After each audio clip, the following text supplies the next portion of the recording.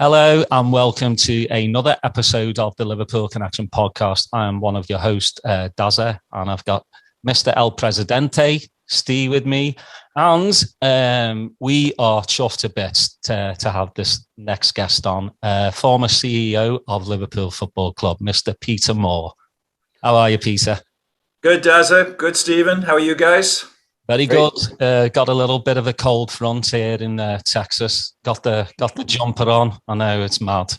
You should see what the folks are dealing with back home today with Storm Eunice. I saw some of the shots in London where the roofs have gone and everything. Yeah, I saw that the O2 was peeling away there. So prayers for everybody there. It looks a little rough. Yeah, it's quite funny because Paddy the Baddie was like, he said that he walked in there and that's why the roof has gone. That sounds like Paddy. Yeah. I just received a message from a mate that's going to the game this weekend. He said the normal 2-hour train ride from London, it took him 8 hours today. So, yeah, the thing with games like this, and I saw the alert from the club, you've got to take safety into account. Mm-hmm. Nothing portable outside. Everything that's typically outside that isn't absolutely nailed down will be pulled in. Not even flags on the flagpoles. So it's pretty serious. I've talked to some friends today. They're 70-mile-an-hour gusts. Particularly in the south, but heading north. So everybody needs to stay safe when they go in the game tomorrow. Yeah, I noticed trampolines are the number one issues in England. Flying everywhere. Yeah. Well, Peter, I want to roll the years back get back to your childhood when I know only a few years ago, right? Your first indoctrination into supporting Liverpool Football Club. Easy. November 1959, Liverpool 4, Leyton Orient 3. Phil Taylor was still the manager. A month later, replaced by one William Shankly, Esquire. I was 4 years of age, and that was the first game that my dad took me to, and been hooked ever since. And who was your? Were you like every other Scouse kid? Well, every kid everywhere, playing in the street. Who was your player? As you got a little older, the team emerged. Shankly's team emerged. The previous team, we were in the second division. Let's not forget, we weren't even in the first division. But for me, it was always you were Ian St. John, Roger Hunt, Peter Thompson, Ian Callahan. Maybe Big Ron Yates if you were a defender, Jerry Byrne, Willie Stevenson in midfield. Those were the guys. Chris Lawler for me, because I played right fullback eventually, and Chris Lawler was the guy you kind of model yourself on. You hoped you could score as many goals as Chris Lawler did from the right fullback position. But it was the guys up front. The glamour was always up front with Thompson, St. John, Hunt, Callahan. Those guys were always the guys you wanted to emulate in the streets of Liverpool. Were you home and away? Did you go away a lot? I was too young in those days. I mean, it was. I was a kid, and so I wasn't gonna. My dad ran a pub. There's no way he could go. But the home games where I started to go, where my dad would take me, was put me in the boys' pen, which was equivalent to being left on the island in Lord of the Flies, and that was my first memories of going where my dad wasn't next to me. If I went with my dad in later years, it'd be in the paddock. But he never came on the cop. He just was never comfortable with the physicality of the cop, and he would stand on the paddock. I was never comfortable with the physicality of the boys' pen. So what you tried to do is get out of the boys' pen on the girders behind it and get onto the cop with the big guys. And it was, but physically you weren't up for it, and you couldn't see the game. So. But yeah, that was my progression. I went to a few away games, particularly when I went to college. I was in Staffordshire, and I was at the Wolves game when we clinched the league. And I may have been one of the vagabonds that ran on the pitch at the end there. But that's when I could go on my own, physically go on your own as well. It was not easy in those days, and you couldn't go as a kid. And my dad didn't have the time running the pub. Yeah, I miss the turnstile days, to be honest. Where you pay 10, 15 quid and get in. Yeah, now it just seems to be all electronic. It's too much for me, technology. Well, I mean, ultimately, and look, we all live here in America where you go to any sporting event, it's on your phone. You don't have to worry about cash. It's quicker to get in as long as you've got, what they call NFC, near field communications. And I've done a lot in concerts are that way now. I'm fortunate to live here in Santa Barbara and jump on a plane to Vegas and go see, concerts and what have you, everything through your Ticketmaster app. So, yeah, in the old days, pushing a few quid through the turnstile was great, but not very efficient. So it's about, particularly with the work that's going on in the stadium now, as we get up to 61,000. And managing the infrastructure in and around the stadium of getting people, that extra 7,000 people on top of what we already have. It's got to be a very efficient way of getting people in and out safely and efficiently. Steve? Hey, Peter, thanks for joining us. Hey, Steve. It's good to see you. You came to visit us in Austin a few years ago, and right after you left Bayern Munich, and after that game, and you came to visit us. So we appreciate all the travel that you did to come visit, and we all had a good time. And I remember you being in the pub that day, and I was speaking to some people that were not Liverpool fans, and I was telling them that you're coming, and they were excited because they were such big EA Sports fans, and that was kind of the background before you became CEO of Liverpool. And I was and I didn't even know that about you at that time, because I have the games, but I really wasn't involved in who is doing all this stuff. But I wanted to ask you, how would that experience when they came and asked you to be CEO, Liverpool, obviously your boyhood club, what was the feeling like to do that, and just what your expectations going to work with FSG at the time? Yeah, I mean, it wasn't an easy decision. Look, I'm living in California. I'm in the heart of Silicon Valley.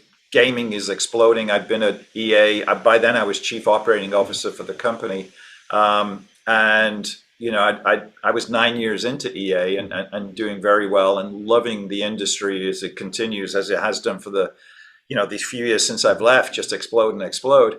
But these are not even once in a lifetime, once in a generation perspective of an opportunity to go back to my hometown, to serve my club, and to bring a lot of what I had learned from the perspective of managing, if you will, and adding value to hundreds of millions of people's lives, which we did in gaming.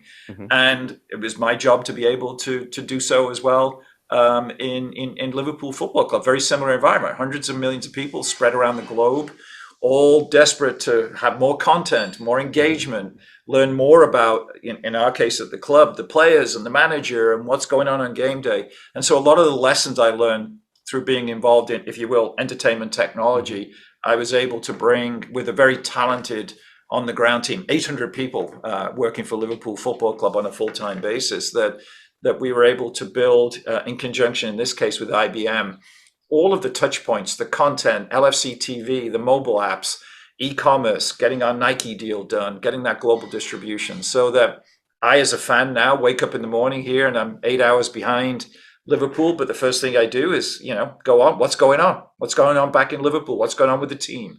So I can look back with a certain amount of pride and satisfaction for having brought some technical expertise, I guess, to the club, that we're already moving down this path, but I think we accelerated it. And certainly during lockdown, I was there for the height of that as CEO.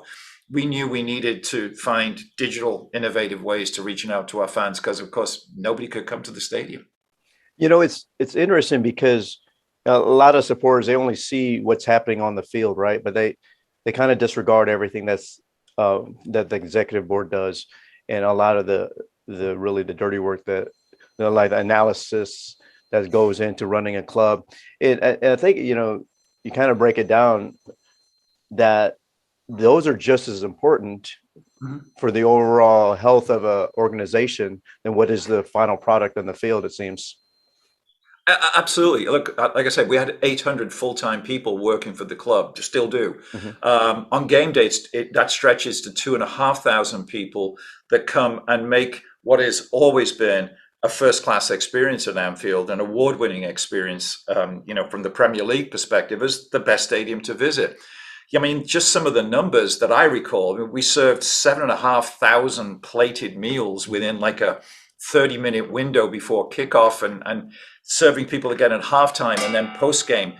On the concourses, how much beer had to be served. Halftime was like a race to the finish of how fast can you pour the pint. And if you've been there, it pours from the bottom up. And we're like a Formula One pit crew. We're trying to knock half a second off the pour time because one of the things that I learned is Scousers want to see their beer poured. They don't want, Americans will just grab a pint. Right. No, they want to see it poured. They need to see it poured there, and rightly so. So we were trying to be as efficient as we can, got rid of cash, so everything is tap and go. So we could move quickly pre-game and allow everybody to do what they wanted to do pre-game, to go to their favorite pub. But you have to think, how fast can we get people in? And I would see the numbers by minute of how many people we were getting through the turnstiles in there. And, with 20 minutes to go before kickoff, we still needed to typically get another 22,000 people into that stadium, which generally we managed to do. I always likened it to a swan. On the surface, it looks great, graceful, and it's floating. But underneath, this is what's going on. I had an incredible team: marketing, operations, legal, HR, finance, content management, the ability to work with the community, managing safety operations, managing hundreds of stewards everywhere. I mean, immense amount. That what you want is it to be invisible to the fan. Just when they show up at Anfield, everything works. But I can tell you that to get to that point, a ton of work, very hardworking people, ticket office, customer service, the complexity. You get drawn, in Champions League, and our team, Danny Stanway and Preston Jones, would fly out to wherever for the draw, and then it's like, okay, we got to be in Milan in 3 weeks or whatever it happens to do, and go get the plane, go manage tickets, go deal with another club who has to give you tickets, and all of the things that I think about when I sit back smugly now and just watch the Champions League game and only worry about scoring goals. In the days of traveling to Napoli and worrying about how do we get our fans in, how do we get them through, how are they going to be protected, bluntly, in some of the away games that we played in Europe, and get them home safely. That was always some of the challenges that people don't see, they don't need to see. And I think for the most part, the team on the ground did it brilliantly and does it brilliantly. Well, one of the challenges, obviously, you had mentioned is the COVID that we've been in these couple of years. And I know that we have arguments with supporters that say, just do this, just without any kind of thought about what's happening, with the club's finances. We're obviously, FSG runs it differently than what most people are accustomed to. And so can maybe give us some background on what do you think, like, obviously your time, 2017 to 2020, we got that long awaited Premier League title and kind of share some experience during that time for you. Yeah, I mean, COVID was a real challenge, and it was so wonderful to finally win the Premier League, but so sad that nobody could be there fundamentally. And one of the greatest and yet most poignant moments, and I've got a great photograph somewhere, is that when we lifted the trophy, it's literally three of us there: me, Ian Rush, and Kenny Dalglish. Probably about 500 goals between us, all for Rushy and Kenny. But that was a wonderful moment for me as a fan, and for somebody to be stood there with Rushy and Kenny. But so sad that there weren't 54,000 people with us to be able to enjoy that moment.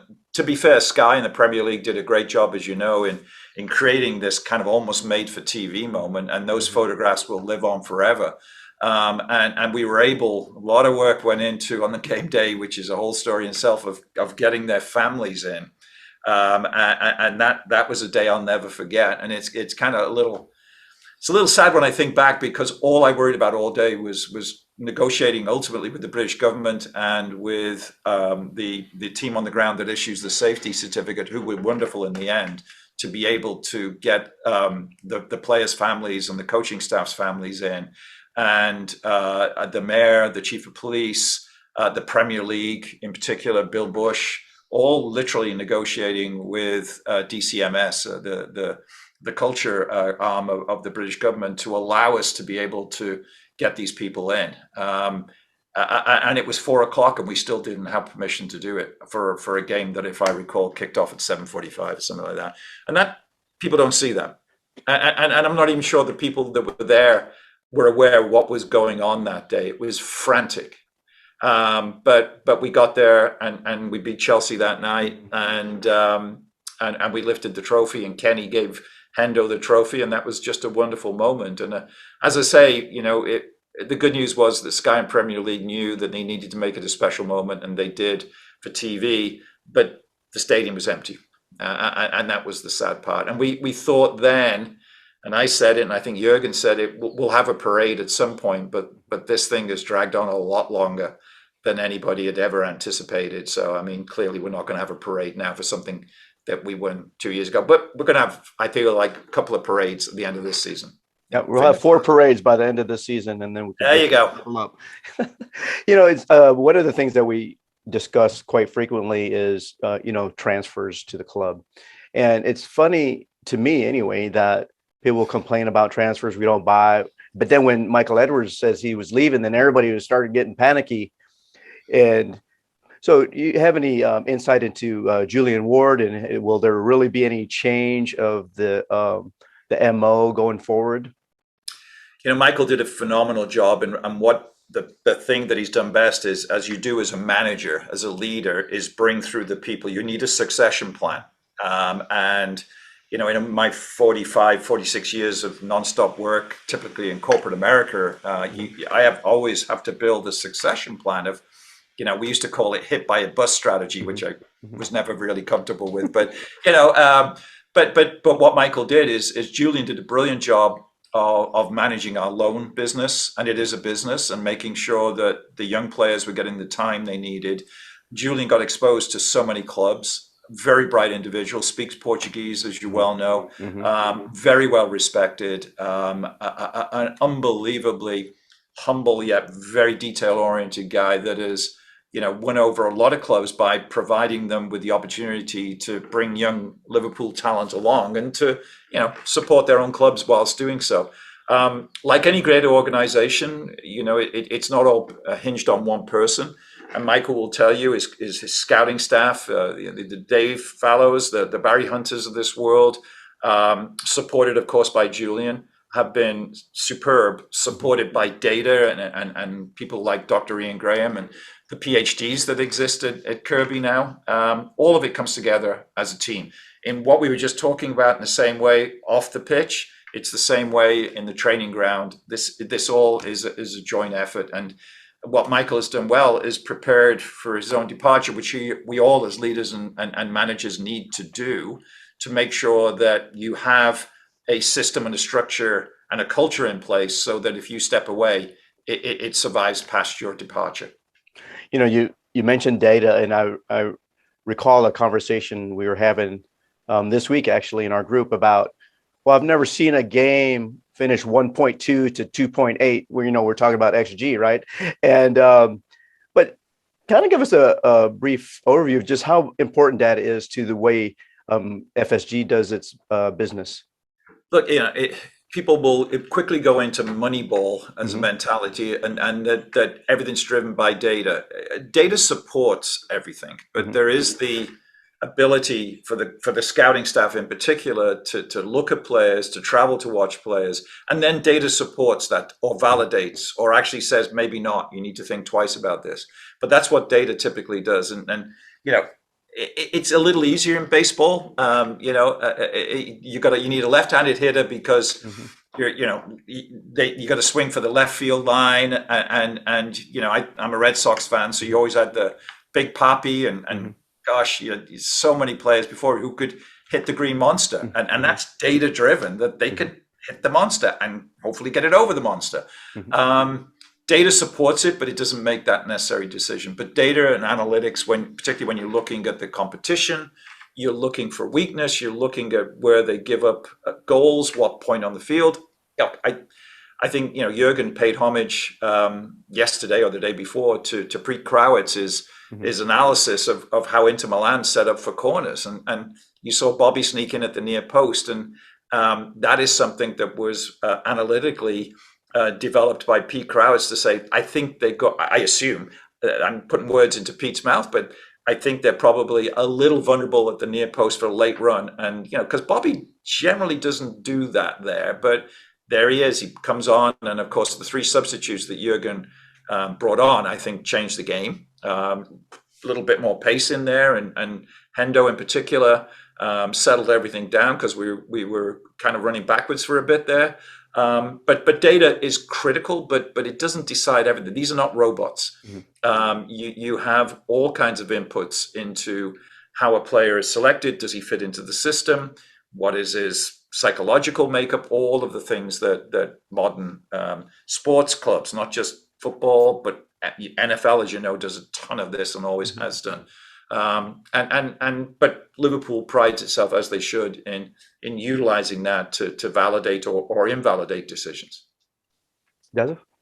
I actually wanted to get onto your foundation and the work you've done in the community, especially for Fans Supporting Foodbanks, Ian Byrne and Dave Kelly.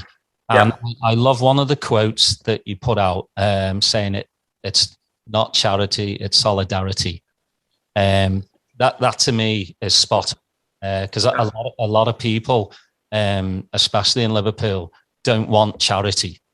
They don't want you to feel sorry for them and like a handout. And I thought it was a brilliant quote to come up with. But how did you get involved with Ian and Dave?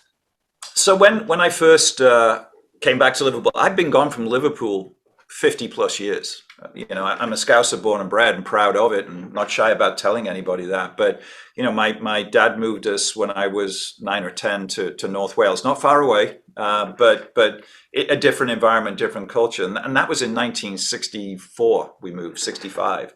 So, but everything I owe, if you will, for whatever success I've had in life, I can point to being born and bred in Liverpool. I have a TED talk, which if you're bored one night, you can watch my TED talk that pays homage to the power of Scousness. And so, but I also know it's a tough city and we've been through tough times and austerity hits us hard more than typically any other city in England for a lot of reasons. And so when I first came back, Daz, the first game I went to, there's Ian and Dave, you got a red and a blue, hardcore red and a hardcore blue in this ratty little green Ford Econoline. I don't even know what it was. I'm amazed it could make it from Anfield to Goodison, which is, as you know, is only 900 yards. But it just and that really sparked me into thinking, look, I've been lucky in life. I've done well. I took a real risk as an immigrant coming to America, left my teaching job in North Wales, and thought I could make a go of it here. And so I've been lucky, and so I've been able to make a few bob, more than I need, if you will. And so straight away, my wife Debbie and I thought we can help out here, because a penny spent here in Liverpool is better than a penny spent where we came from in California. And that was my mentality, that it goes a lot longer and it's a lot more than a penny. And so I formed the Peter Moore Foundation, which allowed me to immediately bring funds over from the United States and put them directly, without HMRC getting their fingers on anything, put it directly into a foundation. And then a lot more paperwork than I anticipated. But for charitable organizations, I could start being very prescriptive. Straight away, I said to Ian and Dave, I'm going to buy you a van because I can't look at this thing anymore. And so the big purple van, the conglomeration of red and blue coming together, we figured out what it was. We found a company that did a real nice job. You've seen it, structured it inside so that it could take at least 3 or 4 times the volume of what that little green thing did. And we bought it. Debbie and I bought it for Fans Supporting Foodbanks, and that thing has been a warhorse. And it parked outside of Goodison, parked outside of Anfield.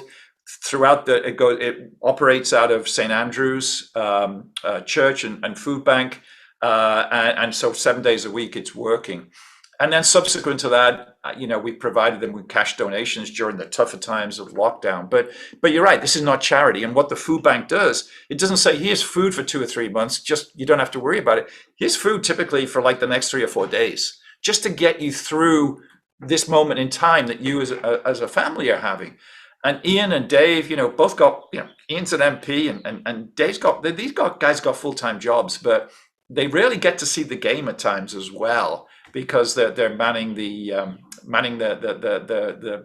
distribution point either outside of Anfield. I talked to Ian a couple of days ago. I'm going to see him down at Wembley. I'm flying over next week for the game, and I said, "We're going to do anything food bank pickup?" He said, "No, I'm going to watch the game. I have a couple of bevies, and the lads are going to watch the game." So, and they deserve that. But that social isolation was a big deal. My mum was a nurse at Alderhay Hospital.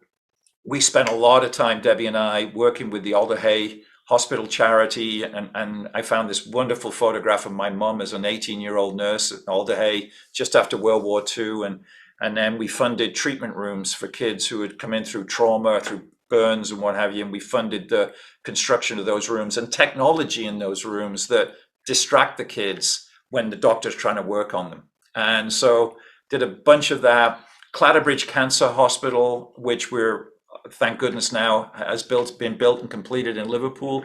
Worked very much with Liz Bishop, the CEO and the head of that unbelievable organization, both on the Wirral and downtown Liverpool now, and funded teenage treatment rooms for chemotherapy for teenagers who have real special needs. And as you can imagine, if you're a teenager with cancer, the psychological needs. And so, I mean, I could go on and on. More recently, we funded the building of the Peter and Debbie Moore Community Centre in Tobruk, which Ian again worked on. And they needed a place, particularly during COVID, to go and meet. The Hillsborough Family Support Survivors Group meet there as well, and so it's a multi-purpose community center. So there's plenty of examples, but the bottom line, Daz, ultimately is it becomes you owe the place from where you, if you have utilized the place from where you were born, and that those people lifted you up along your way, then if you've done well as a result of that, you owe it to them to help them out if you possibly can. And that's what Debbie and I decided we were going to do. Yeah, I think that's why it was really hit the core to me, when opposing fans start singing "Feed the Scousers." It really, like, I don't understand it, because we're not the only city that has problems, and I just think it's more of I think it's the same as the Hillsborough thing as well. People don't really understand what's going on, so they hear it. Some of the old boys all start singing it, then all the young uns start singing it. But I don't think they really understand what they're singing.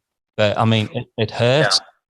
Yeah, and look, it goes back to the unfortunate stereotypes we had as Scousers in the 70s and 80s, and perpetuated by some TV shows, which to this day I have an issue with, which portrayed us as scallies and petty thieves and always, on the take and what have you. And the city was run down. You go on and on. These tropes and stereotypes have existed. And football fans, it's easy, right? And they don't know what they're singing. They don't see the irony when they go back to their hometowns that it's as bad, if not worse, sometimes there. And they come to Liverpool and they'll tell you it stuns them how beautiful our city is, and how vibrant our city is, and how much energy and warmth in that city. And people will confide in me. They wouldn't say it publicly, but it's a bit miserable when I go home and look, you go to Liverpool on any weekend as the weather gets better. It is the hen party capital of Britain. It is, the bachelor party, and the trains rolling into Lime Street, because it's a great city to be there for the weekend. And I used to, just walk around the city and smile watching these. We've all seen it, and the place is alive on Friday, Saturdays, and Sundays. You add a home game into all of that. No better place to be in England that weekend. Well, this is the thing also with Scousers. We've been spat on, kicked, punched, and we got it from the Leicester fans. But then when we played Leicester, our lot took food to their food banks. That's Scousers for you. You've always, in any situation, you've got to take the higher road. And one thing that I learned, having gone to every Premier League stadium times 3, if you will, and then traveling to Europe 20, 30 times during my 3 full seasons, is there are fan groups, and I'm not going to name teams, but there are fan groups that have history and legacy, and can sing about that. They sing about their team and they support their team. And then there are clubs where their fan groups simply want to attack verbally the opposing fans. They don't have songs. There are teams that have songs and anthems, and there are teams that simply have chants. And and again, you can make your mind up as to who those teams are. But having attended 150 games in 3 years, home and away, it was pretty evident to me that some of these clubs just don't have either the legacy, the history, the desire to support their own team. They're simply there to attack the other team, and all of the usual cliche chants that you hear. I was sad for the team, sad for the club, because it's like, is that the best you got? And I love, particularly a lot of the European clubs that would come. The real legacy, right? When a PSG, to their credit, were phenomenal. For whatever reason, PSG, we did the walk up from Liverpool town centre, and they were a phenomenal. And it was disappointing. If you remember, Bobby popped up for a late goal. But so many of those European clubs, they're 100 years old. They've been playing in Europe for 20, 30, 40 years. They got history, and then somebody else from the Premier League will pop up the following Saturday, and it's like, is this a library? Bin dippers, feed the Scousers. It goes on and on and on, and nothing about their own team, which I always found disappointing. And they're all great clubs, but there are fan sets that just are there just to abuse the other fans, and that doesn't add to the value of the atmosphere, nor does it add to what you're there for. And there are great clubs that come. Great Premier League clubs that come, that have got their songs. They revere the players from the past in their songs. They've got their anthems are built in, and that's when Anfield is humming, when that happens, when that away end is going. They need to stop stealing our chants.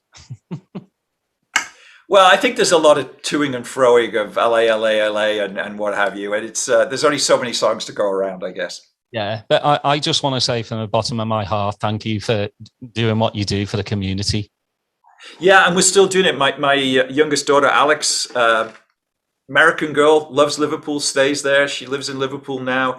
She still does a lot of work keeping the foundation going.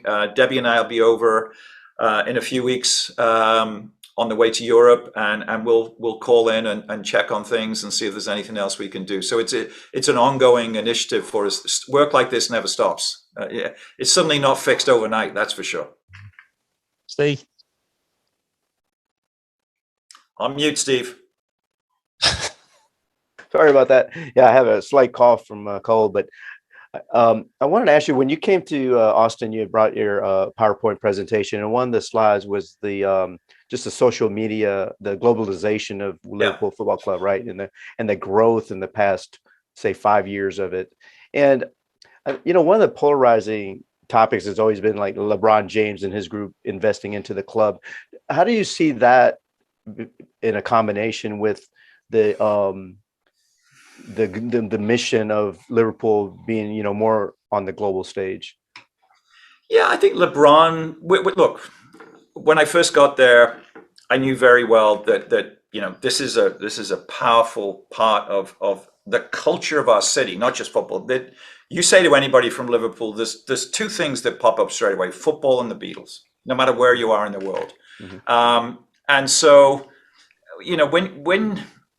when you get to Liverpool and you understand the power of football, the first thing I did was economic impact report. I want to say first thing, took a while, but brought Deloitte in, because you get there and you realize home games, this city is alive. I mean, the planes are flying in to Liverpool Airport, and everybody will joke about that. The Norwegians and the Danes and the Swedes are all coming in.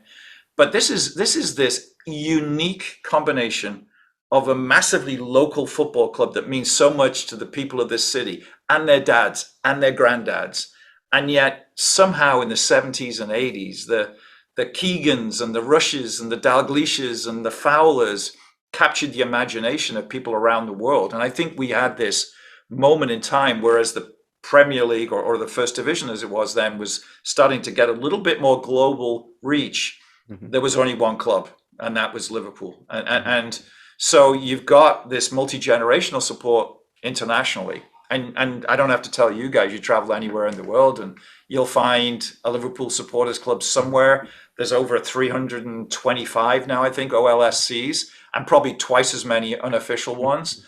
And so I coined this phrase, local heart, global pulse.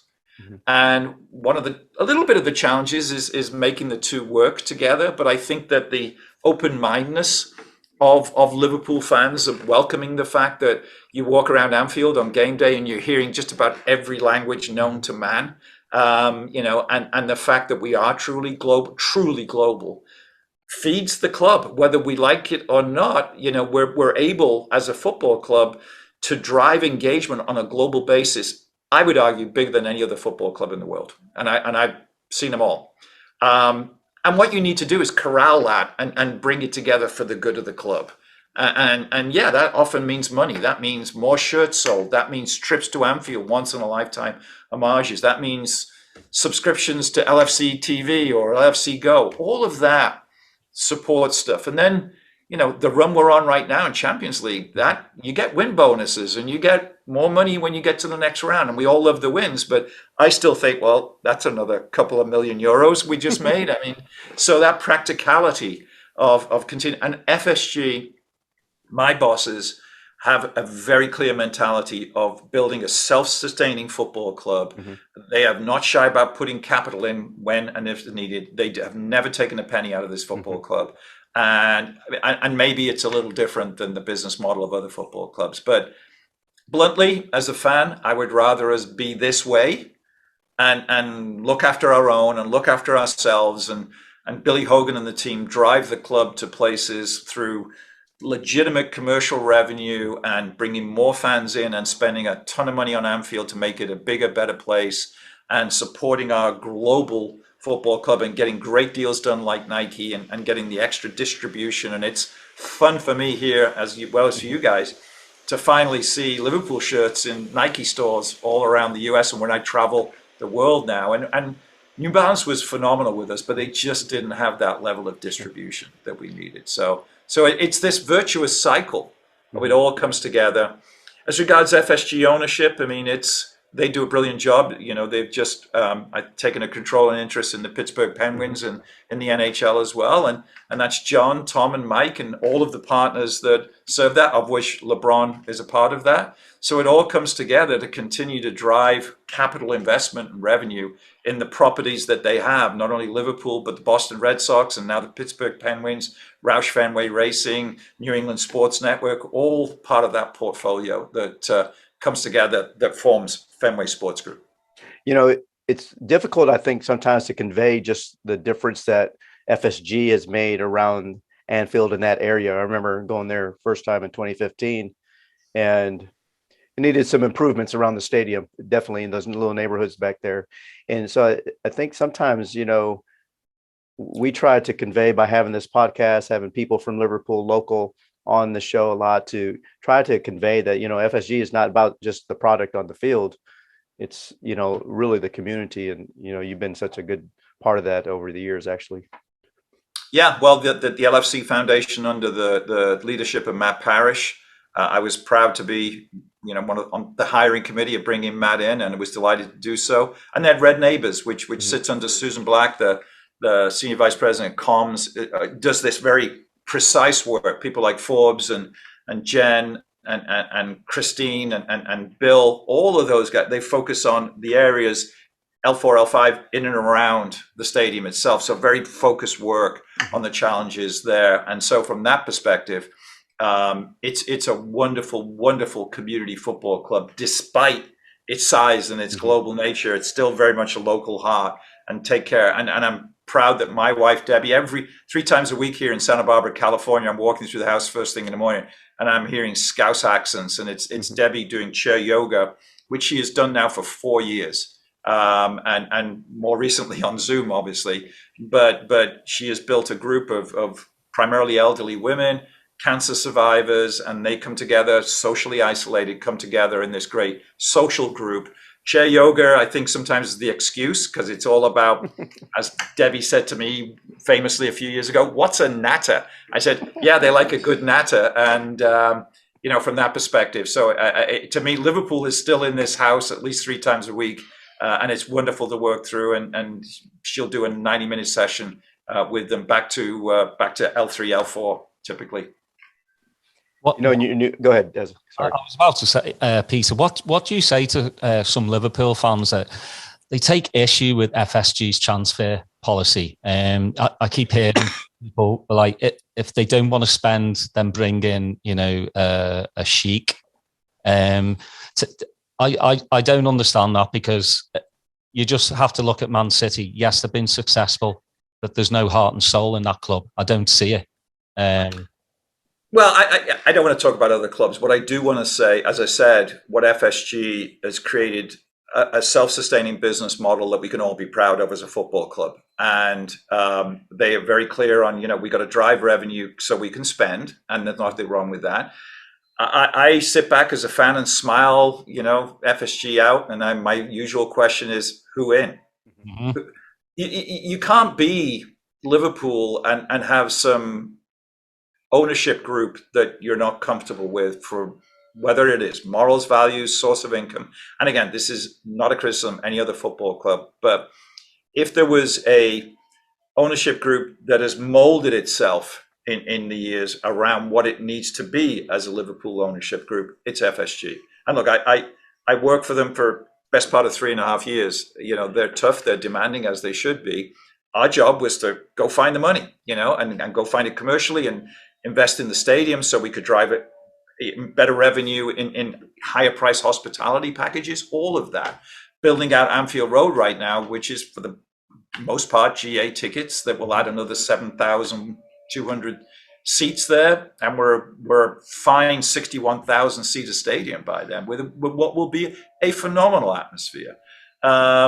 So look, I can only speak as a fan. You just kind of shrug your shoulders. They're typically younger people who haven't lived through what we have lived through, over decades. And I wouldn't want that. I wouldn't want an ownership group that is disembodied, away, not engaged, that uses the club for ulterior motives. And again, I'm not saying there are any clubs like that, but look, you looked at that bench against Inter Milan and you go, because it's Champions League, you got more subs. We could put that team on the field right now. Mm-hmm. And I'm serious. I looked at it, I thought, yeah, Kelleher in goal, Joe Gomez, Shamikas, right? Ox, Naby was on the bench, Jordan, right? Luis Diaz. Not bad. Matip. Joel, yeah. You Millie. You go, we probably have put that team on the field at some point. So that's what you look at is, and so those that are, I don't know, and I just smile and laugh, and but it's you got to trust in Jurgen, you got to trust in Michael Edwards, you got to trust in Mike Gordon. They know what they're doing, and look, last year was tough because of the injuries. This year, although it feels like Jota's got a bit of a knock, we're in good shape now for what will be a critical period on the run in here.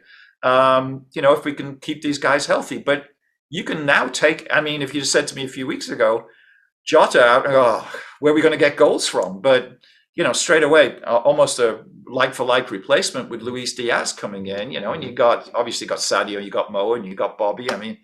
You've got the cover, and Divock will pop up again and score a winning goal somewhere. And so we're in fine shape. Minamino, and players like Ox are being let go more forward. I don't know what you would do with more players. The biggest challenge now is you can only have so many players on the bench. Really good players are sat in their executive box or in their tracksuit that haven't dressed for the game. Well, you saw that in the last Premier League game where we had four players that didn't make the squad. And you look at that, and they would probably be starters at other teams. So, the squad depth is there. And then, so it kind of makes you look back at people that say, oh, we don't buy any players. Like, well, look at our team. They weren't all free players.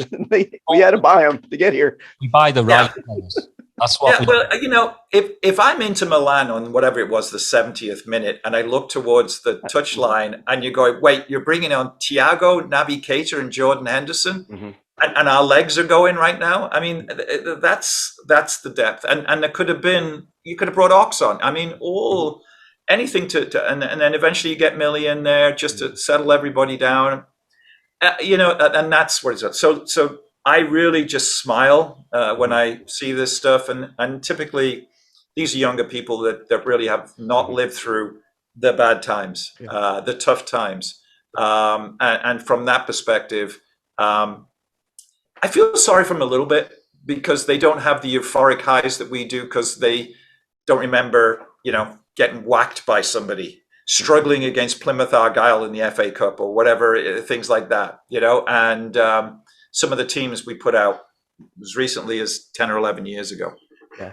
That was one of the points I made this week is like Milan, they brought in Alexis Sanchez, right? I don't know how old he is, but he has a lot of miles on those legs, and we were able to bring the people off the bench that we did. And that just shows you the chasm between the two teams as far as the squad. Yeah, I mean, Inter, great team playing in the San Siro, but somebody remarked, you've gone to the San Siro twice in the last few months and won. And I don't want to say nobody thinks twice about it, but yeah, you've gone there and you've beaten AC Milan, you've beaten Inter Milan in the San Siro. And look, these are not the teams that were that dominant Italian teams of the early 2000s. But at the same time, you've just won whatever that is, the 7th Champions League game in a row. And in most cases, I don't want to say you weren't breaking sweat because Milan for a while was tough, but you've got the cavalry that is there whenever you need them because the squad depth is there. So, and it shows what type of team this is. We didn't play extremely well, but we won 2-0. And I that's the thing with Klopp. He's just got a band of brothers in this team. You know who the standouts are, and with the likes of like Henderson, he's been getting a lot of flack from the media in the past couple of weeks, and then he comes on and puts on a show like that.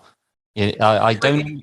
Yeah, he came on. I think the stats where he came on for whatever it was, last 20 minutes, and touched the ball 44 times, and settled everything down. And of course, he had the benefit of Thiago there as well. Look. You take Fabinho off, I'm a little nervous, but Jurgen clearly and obviously knows what he's doing, and it provided a bit of energy in that middle that we weren't getting. Fabinho's great when you just have to shore up the defense, but we needed to do a bit more than that, and so you take a little bit of a risk, but yeah, it turned the game on its head, and that just to finish this conversation is the power of the squad in depth, and again.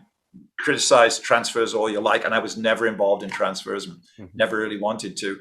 But the team and the squad and the staff know what they're doing. They've got a plan for the season. The only variable, typically, obviously, is injuries. Now, I want to ask you as we're winding down, Peter. So your new role at Unity Technologies. Yeah. Do you have a conference room that looks like Anfield yet in there? Or are you going to do that? Look behind me. This is where I spend most of my time. I've got all of this. I've got Stevie G there on the wall, which I bought in a charity auction when we were locking the new main stand down. And behind me, that hallway goes for a while with the stuff that I was so fortunate to be a part of in 2017 through 2020. So yeah, but I did in my Anfield conference room at EA. But gosh, 15 years ago we built that, and I spent 7 or 8 hours a day in there, and it was a lot of fun. But yeah, I've got everything I need here, and a bit more American sports over here, which you can't see, but a Messi shirt and a Pelé shirt down there. So from that perspective, this is where I hang out. Proudest moment as an LFC fan? As a fan, interestingly, what I thought would be my proudest moment, I was just reliving recently, which was being at Reebok and doing the Reebok deal, and getting Liverpool to wear Reebok, and being in the press conference with Peter Robinson, the late great Peter Robinson, and my team at Reebok. And I've just done a great documentary with Jay Pearson, which I think you're going to see in the next few days, called The Story of Ecru. And now, if you can believe it, it's a full 1 hour immersive documentary about one away shirt. and how it came about. So I thought at first that was because I was a fan then. I was working for Reebok. I was head of global sports marketing, and being at Anfield, being on the pitch with the players, John Scales, Razor Ruddock, Nigel Spackman, it's quite the crew. And launching that Reebok shirt, and we learned a lot about fabrications and what have you, and it got a little smaller as the years went in. I thought that would be the prep, but obviously, being CEO of the club, not a fan then, albeit still a fan, but having a greater purpose would be there. But yeah, as a fan, I think would have been there, sat next to Peter Robinson, talking about Reebok, talking about me being from Liverpool, and this being my proudest professional moment. Nice. And I think before we go, I've also got to ask you this, because I've heard a lot of people say that you had the best office when you worked for Liverpool. Oh yeah, no, I had a great office, and it's still there. Billy doesn't get up as much because of COVID, but it overlooked the pier. I call it the pier head. It's what it is. The Liver building, the Strand to your left. If you think to your right, you're heading down the Strand the opposite way, and you're getting down to where the Titanic is, and Bramley-Moore Docks down the other way. And I would, particularly as I was working late at night, just sit there and you can see the Wirral, of course, across the water. And I lived just across the water on the Wirral. But you have those moments, right, where you just sat there, and I have a great banner with the Joey Jones banner, frog's legs and Swiss roll, and some memorabilia that was important to me. And it wasn't a huge office, but it was what I thought was the perfect office. It paid homage to the greatness of what had come before us, and on whose shoulders we stand today. I have this great view of where my dad, toiled his trade post World War II, down on the docks on the pier head when they were the actual docks. And then I could see where I live now on the Wirral. And so it was just a wonderful, wonderful place for me to be able to work 10 hours a day. Well, I thank you so much for coming on. I will leave the last words for Steve. Oh, Peter, obviously it's just an honor for you to be on our show, and we look forward to seeing you really soon, and keeping track of all the things that you're doing for the community of Liverpool. Thank you for being really here. Appreciate it, guys. Yeah, I look forward to seeing you all for early morning beers in Austin, Brighton versus Liverpool.